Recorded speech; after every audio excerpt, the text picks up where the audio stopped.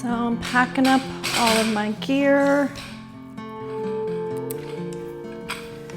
I've been spending some time reflecting back on this summer, and it feels like a season caught in the middle. It's like I had a summer in between what was and what's coming next.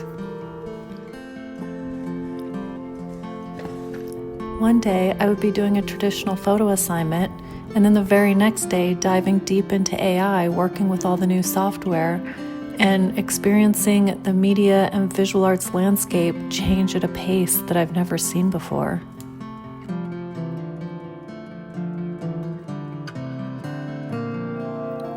I live in Los Angeles, a city built on dreams and stories, but lately the streets feel like ghost towns, and the studio lots are quiet. Many of my friends in entertainment are out of work. Traditional media seems to be fading, while technology, AI, self-driving cars are moving in and rewriting the script.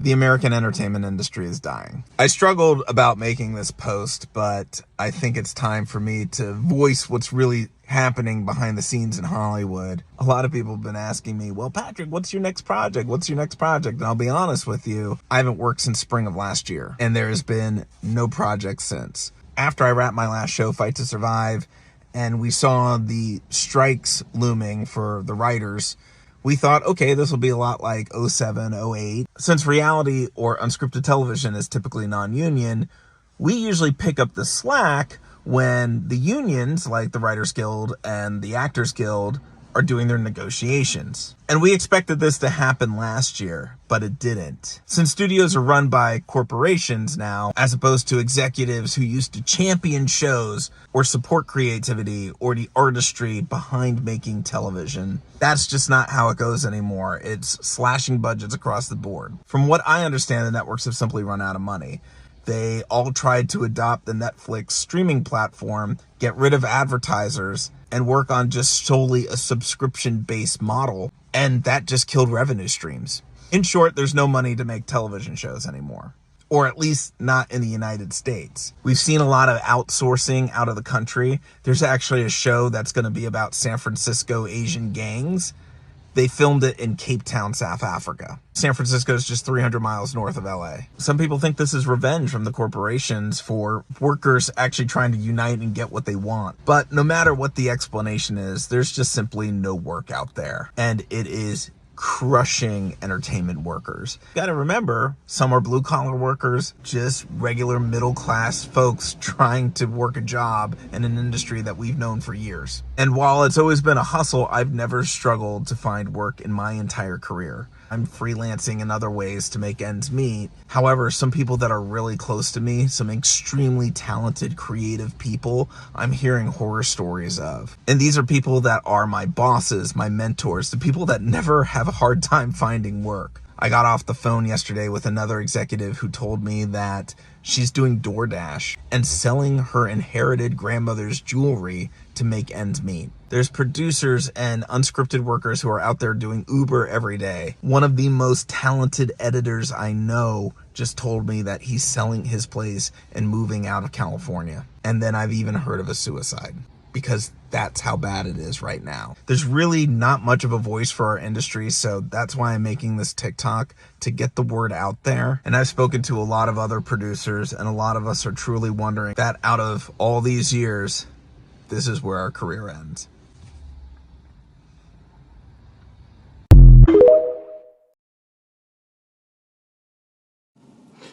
I just left my therapy session and I feel the urge to say this. I'm a filmmaker. I've made 3 feature films. I am in the entertainment industry establishment. I have an overall deal. I have made television shows. Okay? Absolutely no Emmys or Oscars have been won. That's fine. Didn't talk about that in therapy today. But what we did talk about is the fact that the entertainment industry is falling. Bitch, the house is on fire. Okay? The plantation, everyone is fleeing for their lives. The corn, I don't know, what were they growing on? The collard greens are aflame. Run, bitch. Nowhere safe.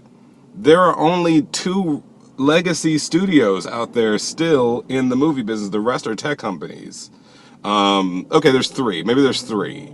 The rest are tech companies, and even the companies that are there have so many. They're just these giant corporate. No one at the top knows what they're doing. It is so fucking crazy out there. Even if you're in the business, even if you have a deal, even if you have, unless you are one of four white women or a white man with connections, because even white men are struggling out here. This is going to be a really tough season, but I think it's one that we have to go through. It feels a lot like when I made Dear White People in 2013. And one of the things my therapist was affirming for me today, I'm going to try to affirm for you. You know what it is that you're here to say, I think. You got to like distill it from all the different voices in your head, from everything people are saying on TikTok. When Rick Rubin was talking about the audience comes last, and he was sort of being read for filth by an influencer or whatever. I'm not saying anybody's right or wrong in that, but what Rick Rubin was talking about is that like, if you don't have, if you're not in touch with the internal flame, with the spark, the thing that like stays awake in you, that says that you have something else to say every morning, that sort of that story or those voices or that idea or that personality that just won't let you sleep unless you give it some space in the real world through art or through a story or through a TikTok or whatever it is. You need to spend time with that part of yourself. Y'all need to become boon coon best friends, okay? Because the industry, the entertainment industry, is about to get very chaotic. It's way worse than anyone thinks. It is way worse than anyone is talking about. This is the time, if ever there was one, to be holding on to yourself. I am most successful when I am super clear about who I am, why I'm here, and what I have to say. And each of those times when I'm really clear about that, it is extremely unclear how any of that is going to make me any money, get advanced. When I was writing Dear White People, people literally were like, please stop. This is great, but don't do this. Don't do this. Nobody is looking for this. Nobody is going to pay you for this. There's no industry for this. There's no room for this. That is when I am most successful. Because I can't sleep it. I got to do it. They're saying it's not going to work, but I don't really have a choice, because it's just like I can't live with myself if I don't express it. It's going to have to be like that, okay? If you're trying to do something in this Hollywood game, you're going to have to be like that.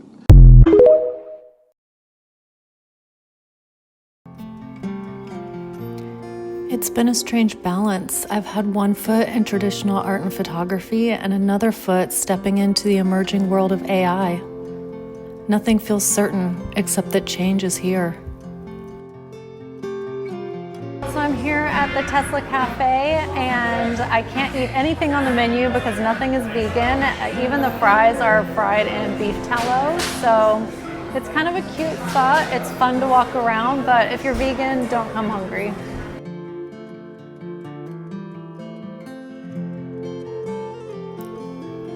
So I've been trying my best to keep my footing, taking on assignments as they come in, while also learning, improving, and exploring what AI might mean for the future.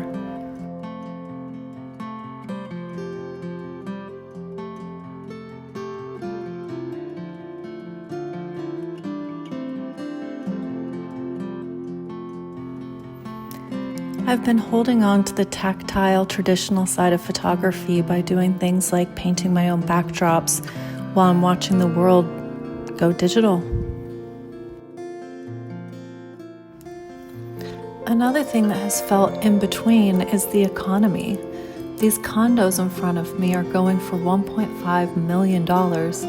Meanwhile, it feels like the entertainment industry is collapsing. I have friends that are out of work, and the people who are working are not making enough to be spending 1.5 on a condo.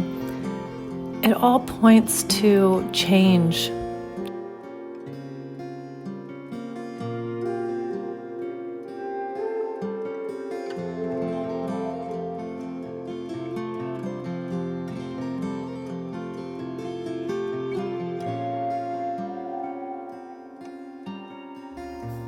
As the lights dim on legacy media, tech giants are quietly taking their place. Now, as summer's fading and we're moving into autumn, I'm finding myself craving the familiar, small comforts while stepping into an uncertain season, because maybe this in-between time isn't just uncertainty, it's also possibility.